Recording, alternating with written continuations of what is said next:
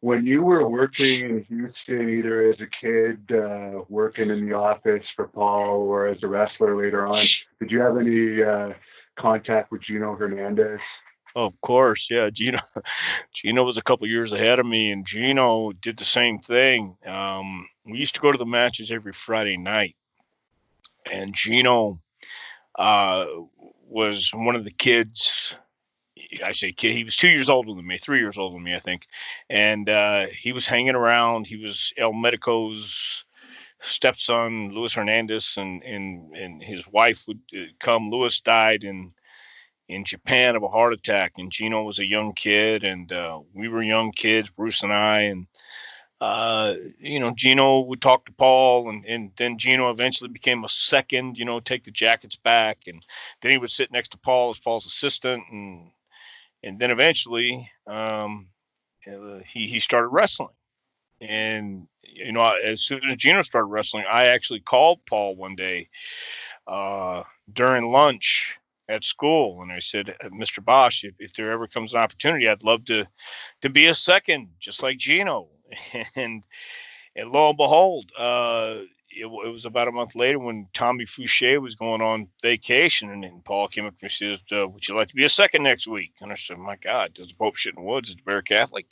So um, that's how that happened. But Gino had already progressed, and Gino was one of those guys that uh, had it. He had it. No matter what you could say, he was. A lot of people said he was above average worker, but I think he was more than that. I think he just had this quality about him. He was not a baby face.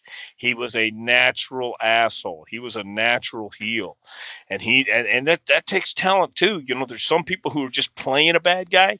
Gino was the role. Gino was the $1 million man. Gino wore the suit. Gino had everything, the Armani and the shoes and the tie. He looked the part from day. Well, he kind of fell into it, but even from day one, he looked like he was special. So, yeah, I knew Gino. I worked with Gino a few times. But I think Gino had a chip on his shoulder with everybody. He just was like that with everybody, and I think it was later on when he probably relaxed a little bit and eased off because that happens as you get older. But I also think he saw the business for what it was, and he knew he was taken care of in Dallas. He loved the Von Erichs. The Von Erichs loved him. Gary loved him, and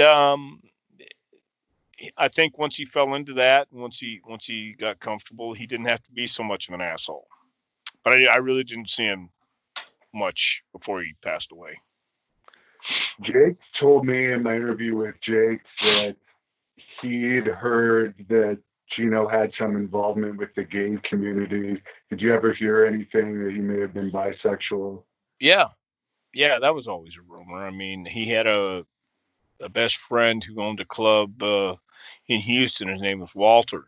But yeah, there were always rumors, whisperings, if you will. But it was also whisperings that he was Paul's illegitimate son, and that I don't believe was the case either.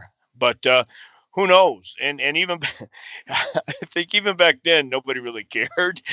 I mean, there No. might have been, what I mean, there might have been a few people who did, but it was just more or less like this guy would come with him, Walter, and Walter might have looked a little odd or a little different, and that might have been. I'm sure that's where the rumors came from. But Gino had his share of women too, and he had his share of really really nice looking ladies, and so uh, whatever whatever. I mean, yeah, there was always whispers.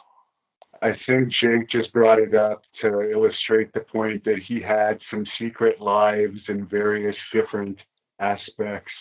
Oh, Gino had a lot of secrets. I don't doubt that because I knew a couple secrets that I'll keep secret, but Gino had secrets, and once again, I think that time period lended itself to guys having either odd habits or odd secrets, and they shared them with very, very, very few people. And uh, it was a quirky time. It was a wild time. You would have been right in the Killer Carl Cox division in the '80s. You would have been that guy because uh, there was a danger in the air. It was like Brody. When Brody came in, he was a calm before the storm, but you knew you didn't want to go in and dance in the water and rile up the waves, because if you did, then it wasn't going to stop until he wanted to stop. But but there was that element of danger. There was that element of, I'm not sure this guy's really all there or not, and that's what you wanted. You wanted the doubt. You wanted that mystery. You wanted that not everybody knows everything about you. And Gino was that guy because there were years he would just work one night a week, Houston, Texas, in the main event. And he would dress to the nines, and they would draw up money. And this was when Paul Bosch, you can make a $5,000 payoff. Let me repeat that. You could make a $5,000 payoff in Houston, Texas, or usually it was $2,000 or 25, whatever the average main eventer was. Gino was in that slot, and he drew, and he, he didn't have to work anywhere else, and there was a time when that's all he did. And of course he got involved with a lot of the things that everybody got involved with back then, and some people knew when to take the foot off the gas and others didn't. So that was just that time. And I don't want to romanticize it, but I do say I will have to say it was certainly, oh shit, it's a different business all the time, but it was certainly a lot more um, fun to me. It really was. Yeah, now it's more let's go back to the hotel and pop in a video game. Thank you for watching the Hannibal TV. Please like this video if you enjoyed it and click the subscribe button to not miss any of our latest shoot interviews, match videos, or news updates. Support us on patreon.com for $1.99 a month to watch our full shoot interviews ad-free and help our channel grow. Follow us on Twitter at the Hannibal TV for instant updates.